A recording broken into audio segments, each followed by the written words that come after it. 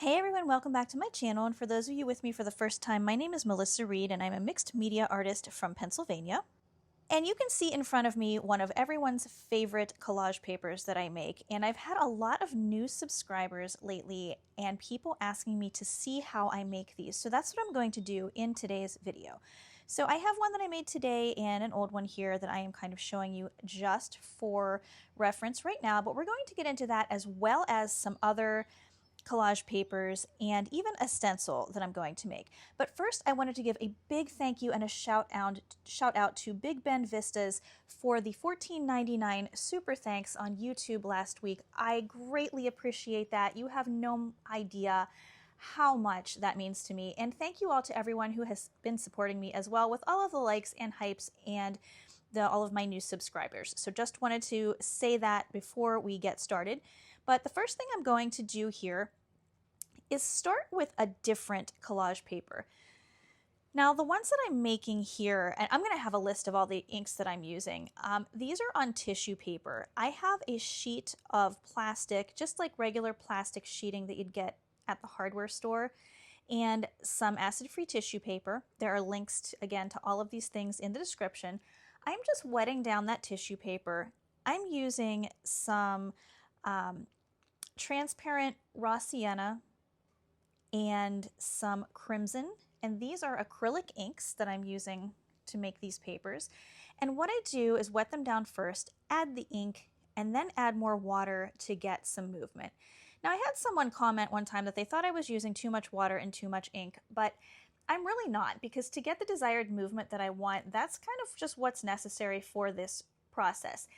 And in case you were wondering, the reason why I crumple up the papers first is to just get some extra texture in there. Now, when you spray them down, there's naturally going to be places where the paper touches and adheres to the plastic. And then there's going to be high points as well. So that's going to create extra of those visual textures. That is some Antelope brown, and I believe that's Prussian blue. Again, I'll have a list for you. And again, just adding some water and spreading those around. This is just a very basic way to make these, and you can see I had some overflow go into the first one. I was going to clean it off, but I decided to just let it go and see what happened. So we're going to see what happens there. That is some high flow acrylic. I believe it is Titan Buff, and I'm just adding that in as well. Someone in my last video asked me when I use acrylic ink versus high flow or fluid acrylics, and honestly, I use them pretty interchangeably. The ink, of course, is a little thinner, but it is very highly pigmented, so just an FYI. So this is after they have completely dried, and they very easily peel off of that plastic sheeting. Now you can see that the side that is facing you is very matte. But if you turn it over, all of the spots that were adhered to the plastic are going to have a sheen to them. So you can use either side there, and they're just so pretty, and you get so much variety, even just with those two colors of inks, that these are just a lot of fun to make.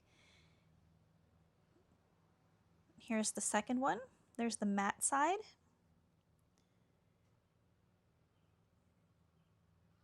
And turn it over, and we'll get to see a little bit of that shine.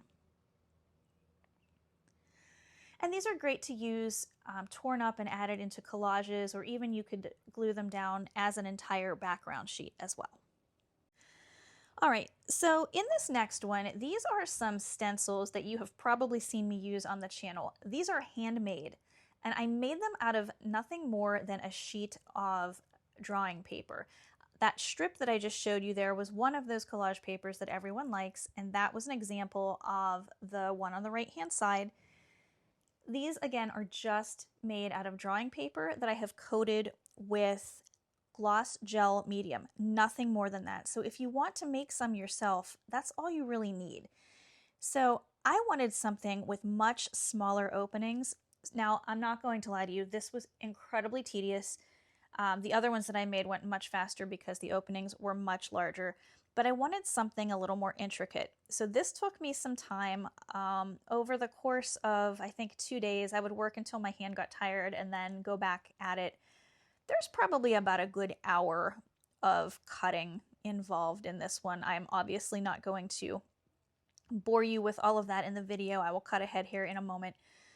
But the reason why I'm showing you this is because I made the stencil for that collage paper that everyone loves, and you could too. It's really simple. So, you know, I don't have a line of stencils out myself. I know some artists do, and they're beautiful, but if you wanted something similar to what I'm using, I mean, have at it, make it yourself, and I fully support everyone doing that if you want to. So what I'm going to do here, once I get everything cut out, I'm going to get my plastic sheeting and lay it down, and I'm going to coat this stencil with the gloss gel medium. Now, I recommend doing 5 coats on each side. I only did 3 this time, and I'm going to tell you what happened with that because I did have a slight fail with something here, and in the interest of being completely transparent all the time, I'm going to share that with you and what I think I could have done differently to make it work. So I'm going to just finish cutting these last few little areas out here, and I'm just going to show you how I apply that gloss medium.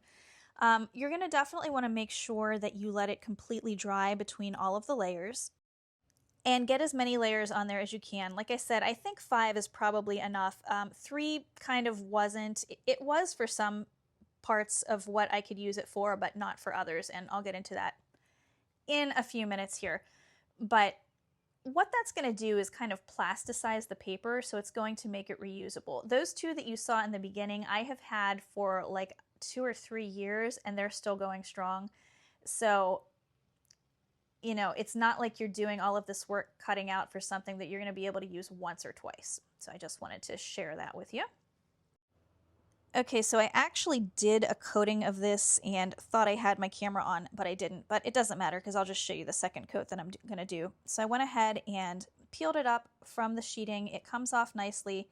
And if you notice a little bit of extra of the medium in the holes, you can just very easily kind of wipe that away with your finger. You can go through with a paintbrush, the back end of a paintbrush, and just kind of clean it off there. And I'm just applying it with a brush fairly thickly. Again, you're going to want to do several coats of this, so more importantly is just making sure it's completely dry between the coats. This is just acrylic media, so it will dry relatively quickly. I was able to get all of these coats done in the span of 1 day very easily. And once it's dried, I peeled it up, and you can see I'm kind of just going through some of the areas where there's a little bit of build up in there and just kind of cleaning it out. You honestly wouldn't even necessarily need to do that, but I did, and it cleaned up just beautifully. So while that's drying and finishing up, I'm going to move on to the next one. And this is something that I'm going to show you a piece right here from last week, that little black square with the white squares in it. I'm going to show you how that gets made. Now, this couldn't be any easier. You can see I have my 8x10" gel plate there, and I'm using some magazine page. I use that because it adheres nicely to the gel plate. You could really use any kind of paper, but this does stick really well. So I'm just going to get those all stuck down there, and very simply, I'm going to get some Mars Black Liquitex paint. I'm just kind of making sure everything's laid down there with the roller. So I'm getting some Mars Black paint and some of my acid-free tissue paper, which is what I'm going to print on. And I'm just going to simply roll that paint over just like you would do if you were making a gel print of any kind. And watch what happens when I lay my tissue paper down.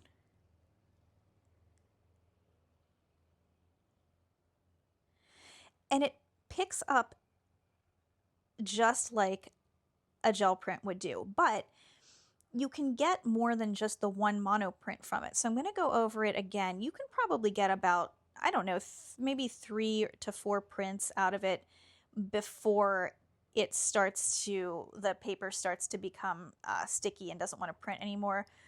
And each of the prints are going to be slightly different, which is cool for me because I'm always looking for variation. And then at the very end, I'm going to show you how to get one more really good clear print. And what I'm doing here is just letting that dry completely, making sure it's dried completely. Now I'm going to pull all of those off. And you can use your hands for this, but you can see where I'm getting some like fingerprints. If you just use an old card and kind of push in away from the edge, you won't get any marks and you'll get those crisp, clear corners there. And now I've got another print that I can pull, and I'm just using some matte medium there so that I can print it clear. There won't be any background color. And I'm going to pull that on another sheet of the acid-free tissue paper.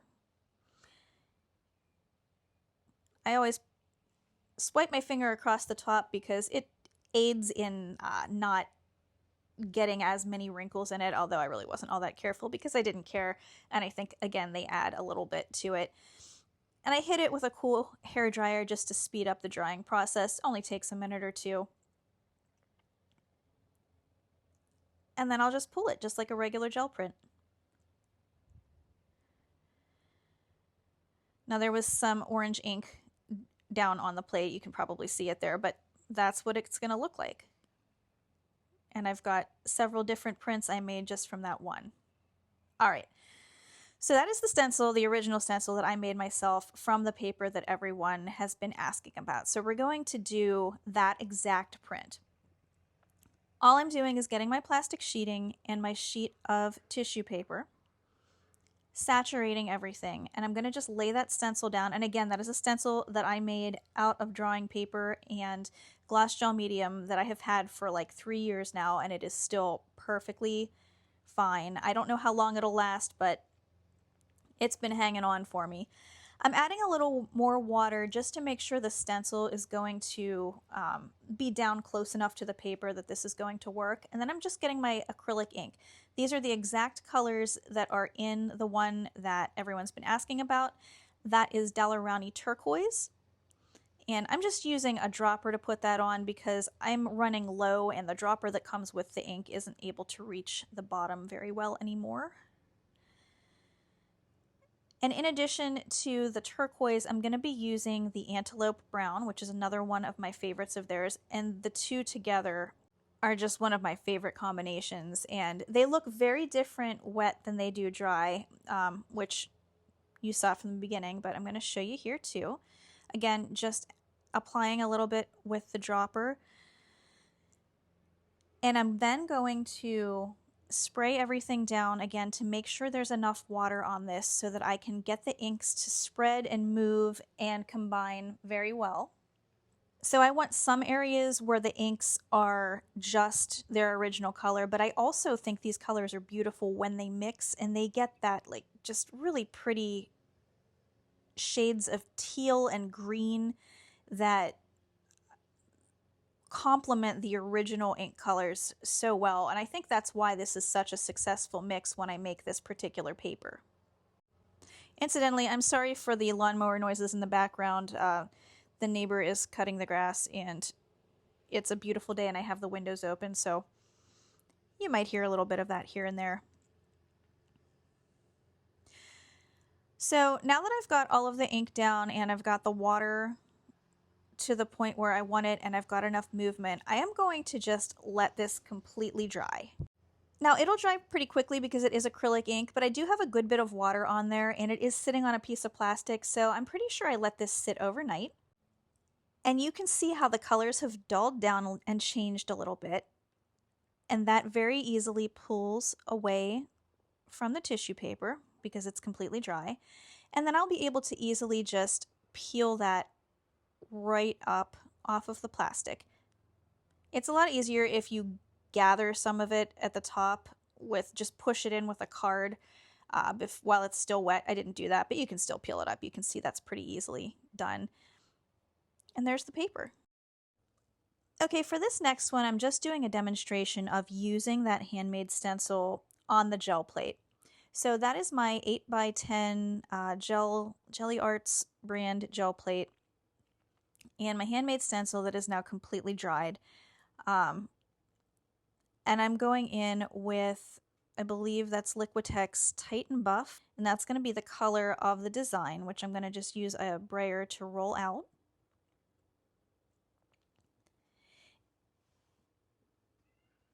So I'm going to do this gel print, but I'm also going to talk to you about the small failure that I had with this stencil. Not on this print. This worked just fine. And I'll show you here in a second. Once I get this brayered out, I'm going to let the design, I'm going to pull the stencil off, and you'll see it here in a second. And then I'm going to let that dry completely. I think I might have hit it with a cool hair dryer just to speed the process along. But now I'm going in with some Liquitex gray-green or green-gray as my pickup color. I'm just going to go ahead and brayer that on just like you would with any other gel print.